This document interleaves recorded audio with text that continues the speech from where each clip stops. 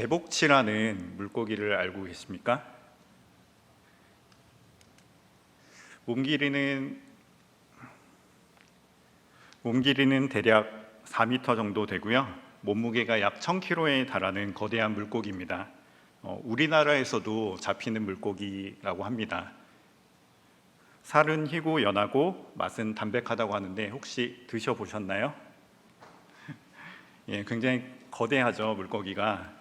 그런데 이렇게 거대한 물고기가 가진 별명이 있습니다. 혹시 무엇인지 알고 계십니까? 바로 유리멘탈입니다.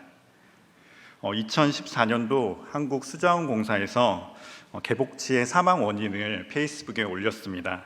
한번 살펴보시면요, 아침 햇살이 강렬해서 사망, 바닷속 공기방울이 눈에 들어가 스트레스로 사망, 바닷속 염분이 피부에 스며들어 쇼크로 사망, 바닥 거북과 부딪힐 것을 예감하고 스트레스로 사망, 근처에 있던 동료가 사망한 것에 쇼크를 받아 사망, 동료가 사망한 장면을 목격해서 스트레스로 사망, 이런 등등의 이유가 있죠.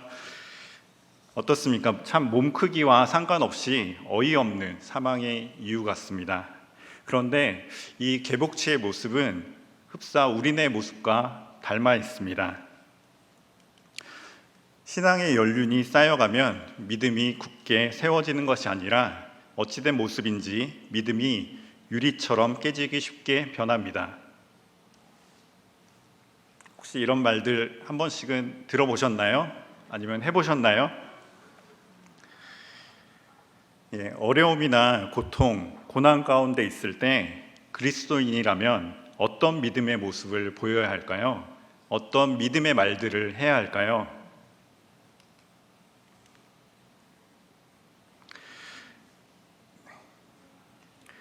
많은 그리스도인들이 예수님, 그리스도의 생명, 영생, 구원, 하나님의 백성 등과 같은 단어를 능력 없는 어떤 추상 명사처럼 알고 있습니다. 그들에게 그리스도는 단순한 종교적 개념입니다. 인생의 목적 또는 삶의 기준이 아닙니다. 그렇기에 실제적인 그리스도의 삶을 살 수 없습니다. 야고보서 말씀을 통해서 이 문제를 깊이 생각해 보려고 합니다. 예수님의 동생 야고보는 하나님의 백성들이 그리스도인으로서 모습이 없는 것을 보고 믿음에 걸맞는 행위를 보일 것을 강조하기 위해 야고보서를 기록했습니다. 야고보는 개인의 생활에 어떠한 변화도 가져오지 못하는 믿음은 진정한 믿음이 아니라고 말하고 있습니다. 야고보서는 이렇게 말합니다. 내가 진짜로 믿느냐? 그 믿음을 삶으로 보이라. 우리가 깊이 생각해야 할 주제가 여기 있습니다. 행위가 살아있는 믿음. 행위가 살아있는 믿음은 무엇일까요? 사랑이 포함될 수도 있고 지혜로운 말이 포함될 수 있습니다. 겸손한 모습이 포함될 수 있습니다. 많은 것들이 있지만은 오늘은 용기에 대해서 여러분과 나누고자 합니다. 신앙을 지키기 위해서는 어떠한 상황에서도 흔들리지 않는 용기 있는 믿음이 필요합니다. 우리는 이러한 용기 있는 믿음을 갖길 원합니다. 맞죠? 아닌가요? 이를 위해 우리가 구약의 인물을 한 명 살펴보려고 합니다. 누구일까요? 최고의 권력자 앞에 섰던 모세일까요? 아니면 거인 골리앗 앞에 당당히 맞섰던 다윗일까요? 바로 욥입니다. 야고보서를 바탕으로 욥의 이야기를 살펴보겠습니다. 문득 욥과 용기는 아무런 관계가 없는 것처럼 생각됩니다. 그러나 우리는 어려움이나 혹은 고난 가운데 있을 때, 고통 가운데 있을 때 진짜 그리스도인이 보여주어야 할 믿음의 모습은 믿음의 용기 있는 믿음입니다. 특별히 기복신앙이 만연한 현대의 그리스도인들은 고통에 대해서 잘 이해하지 못합니다. 하지만 성경은 우리 인생이 주님의 인도를 받는 중에도 불행과 신앙의 성장을 위해서 시험을 겪는다고 말하고 있습니다. 이로 인해 수많은 성경의 인물들이 고통을 받았고 괴로워했음을 알 수 있습니다. 그러므로 우리는 고난 속에서 어떻게 믿음을 보여주어야 하는지를 알아야 합니다. 먼저 분명하게 짚고 넘어가겠습니다. 우리는 욥의 탁월성을 배우는 것이 아닙니다. 욥의 믿음과 우리의 주인이신 예수님이 어떻게 고난과 환난을 통과하는 실제적인 동력이 되는지를 살펴보고자 합니다. 욥의 이야기는 이스라엘 땅이 아닌 그 밖 우스라 불리는 지역을 배경으로 전개됩니다. 혹시 저기 보라색으로 돋보기 모양 보이시나요? 네, 거기가 우스 지역입니다. 그리고 이스라엘 지역은 어디일까요? 친절하게 표시가 되어 있죠? 초록색 화살표, 굉장히 좀 멀리 떨어진 지역입니다. 욥기 1장 1절에서 5절 말씀을 같이 읽겠습니다. 시작. 우스 땅에 욥이라 불리는 사람이 있었는데 그 사람은 온전하고 정직하여 하나님을 경외하며 악에서 떠난 자더라. 그에게 아들 7과 그의 소유물은 양이 7,000마리요 낙타가 3,000마리요 소가 500결이요 암나귀가 500마리 종도 많이 있었으니 이 사람은 동방 사람 중에 가장 훌륭한 자라. 그의 아들들이 자기 생일에 각각 잔치를 베풀고 그의 누이 3명도 청하여 함께 먹고 마시더라. 그들이 차례대로 잔치를 끝내면 욥이 그들을 불러다가 성결하게 하되 아침에 일어나서 그들의 명수대로 번제를 드렸으니 이는 욥이 말하기를 혹시 내 아들들이 죄를 범하여 마음으로 하나님을 욕되게 하였을까 함이라. 욥의 행위가 항상 이러하였더라. 아멘. 욥은 하나님을 잘 섬기고 죄를 멀리하는 사람이었습니다. 그런 욥에게 하나님은 많은 복을 주셨습니다. 7명의 아들과 3명의 딸을 주셨고 양과 낙타, 소와 나귀도 많이 주셨습니다. 그리고 또 많은 종들을 거느리게 하셨습니다. 욥은 그 지역에서 가장 훌륭한 사람으로 하나님과 사람들에게 인정받았습니다. 욥은 부족함이 없는 부자였고 하나님을 향한 믿음이 견고한 사람이었습니다. 이렇게 하나님을 잘 섬기는 욥에게 엄청난 고난이 찾아옵니다.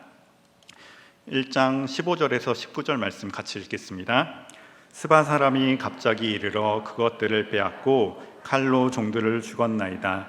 나만 홀로 피하였으므로 주인께 아래로 왔나이다. 그가 아직 말하는 동안에 또 한 사람이 와서 아뢰되 하나님의 불이 하늘에서 떨어져서 양과 종들을 살라버렸나이다. 나만 홀로 피하였으므로 주인께 아래로 왔나이다. 그가 아직 말하는 동안에 또 한 사람이 와서 아뢰되 새무리를 지어 갑자기 낙타에게 달려들어 그것을 빼앗았으며 칼로 종들을 죽였나이다. 나만 홀로 피하였으므로 주인께 그가 아직 말하는 동안에 또 한 사람이 와서 아뢰되 주인의 자녀들이 그들의 맏형의 집에서 음식을 먹으며 포도주를 마시는데 거친 들에서 큰 바람이 와서 집 내귀퉁이를 치매 그 청년들 위에 무너짐으로 그들이 죽었나이다. 나만 홀로 패하였으므로 주인께 아래로 왔나이라 한지라. 스바 사람들이 소와 나귀를 뺏어갑니다. 하늘에서 불이 떨어져서 양들이 모두 죽었습니다. 갈대아 사람들이 쳐들어와서 낙타를 빼앗아갑니다. 갑자기 사망해서 강풍이 불어 집이 무너지는 바람에 10명의 자녀들이 모두 죽고 말았습니다. 모든 것을 잃어버린 욥은 건강마저 잃습니다. 욥기 2장 7절에서 9절 말씀입니다. 같이 읽겠습니다.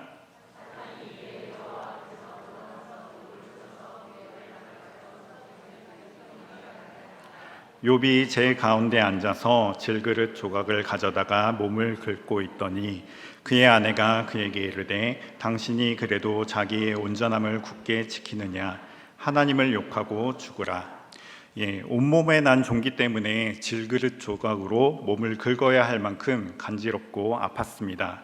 욥의 아내는 엄청난 고난 앞에서도 하나님을 원망하지 않는 남편을 이해할 수 없었습니다.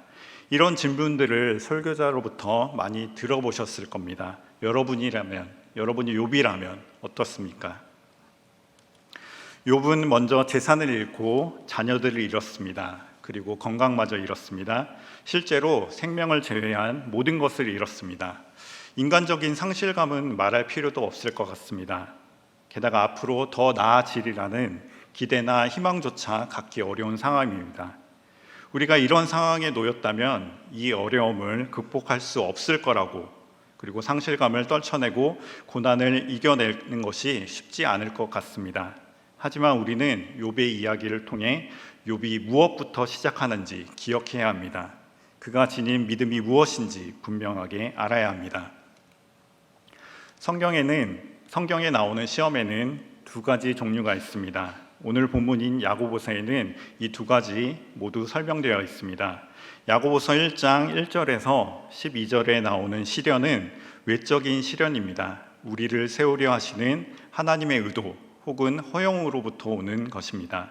반면에 1장 13절에서 18절에 나오는 시험은 내적인 욕심으로 인한 유혹, 우리를 무너뜨리려는 마귀의 의도로부터 오는 시험입니다. 욥이 겪은 시험은 어떤 걸까요? 네, 첫 번째입니다. 외적인 시련으로 우리를 세우려 하시는 하나님의 의도 혹은 허용으로부터 오는 것입니다. 욥을 본 마귀가 말합니다. 욥기 1장 9절에서 11절 말씀을 요약하면 이렇습니다. 욥이 괜히 하나님을 잘 믿겠어? 재산이 많으니까는 하나님을 잘 믿지.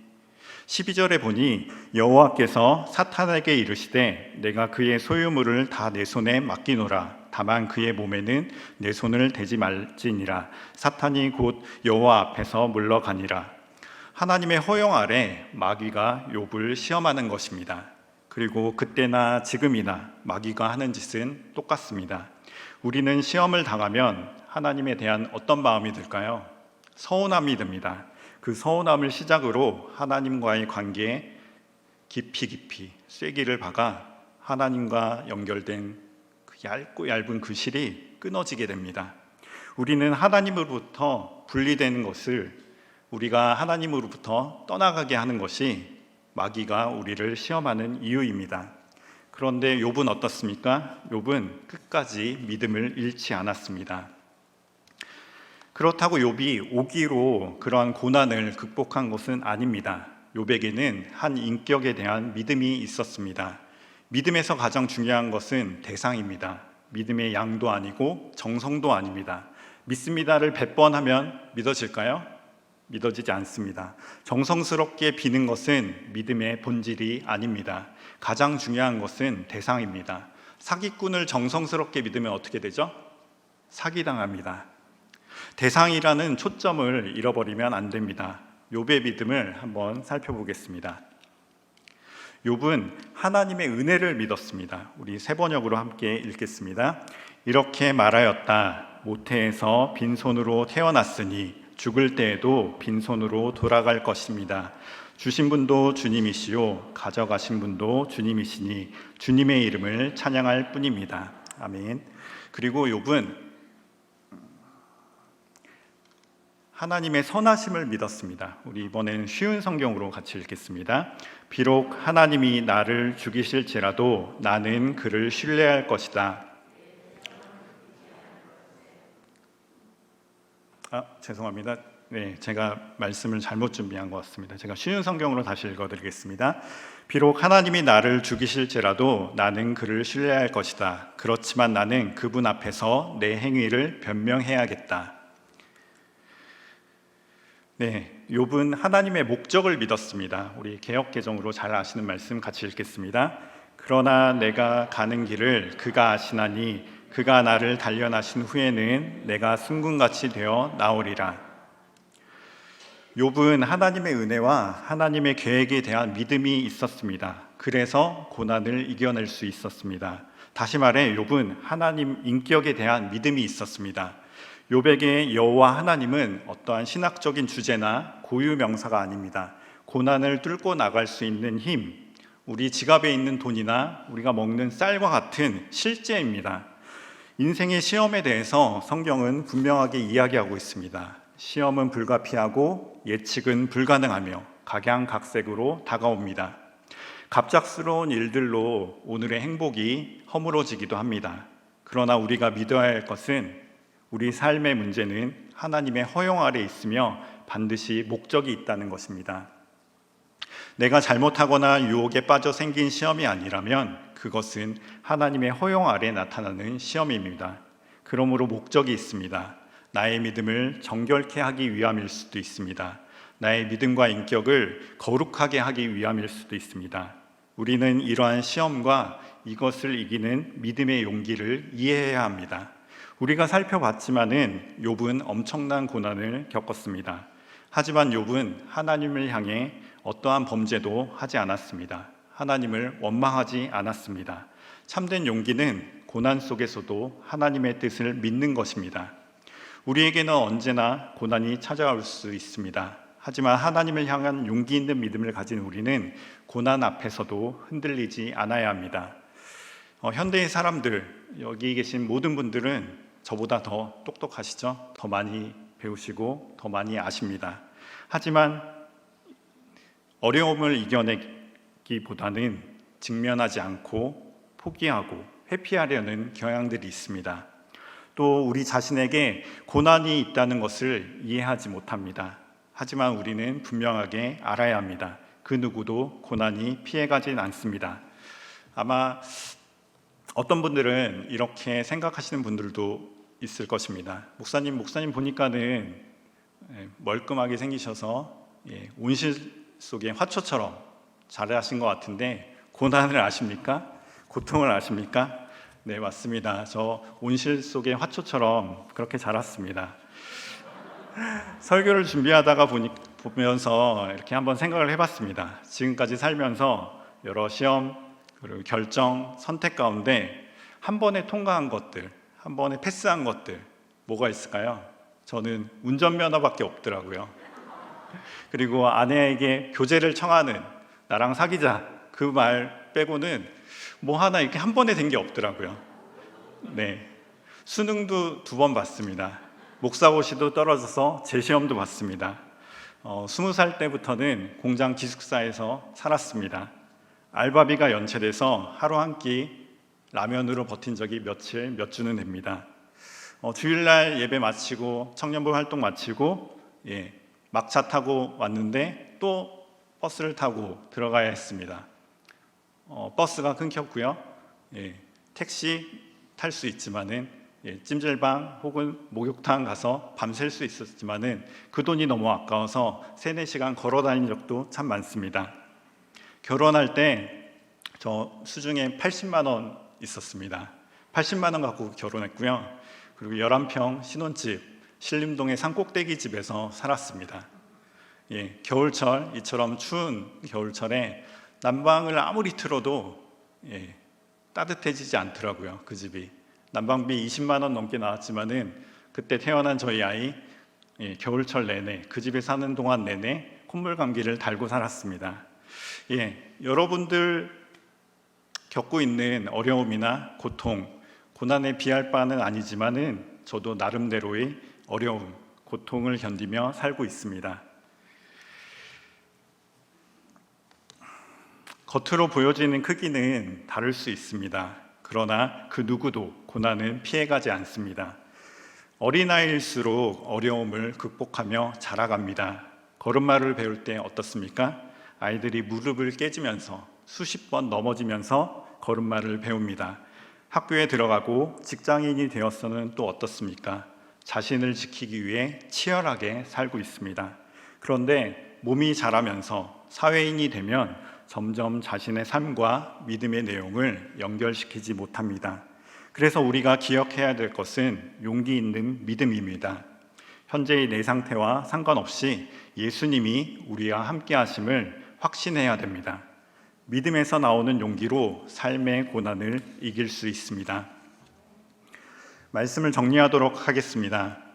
하나님을 믿는 사람에게도 고난은 찾아옵니다. 하지만 우리는 고난 속에서도 믿음을 나타내야 합니다. 고난이 올 때 원망하거나 불평하지 마시길 바랍니다. 하나님의 뜻을 생각해 보시기 바랍니다. 하나님의 은혜를 믿으시길 바랍니다. 하나님의 선하심을 믿으시기 바랍니다. 하나님의 목적을 믿으시길 바랍니다. 흔들리지 않는 용기 있는 믿음으로 고난을 견뎌내시길 바랍니다. 욥처럼 용기 있는 믿음으로 어려움을 극복해 나가는 믿음의 사람이 되는 저와 여러분 되길 소망합니다. 아멘.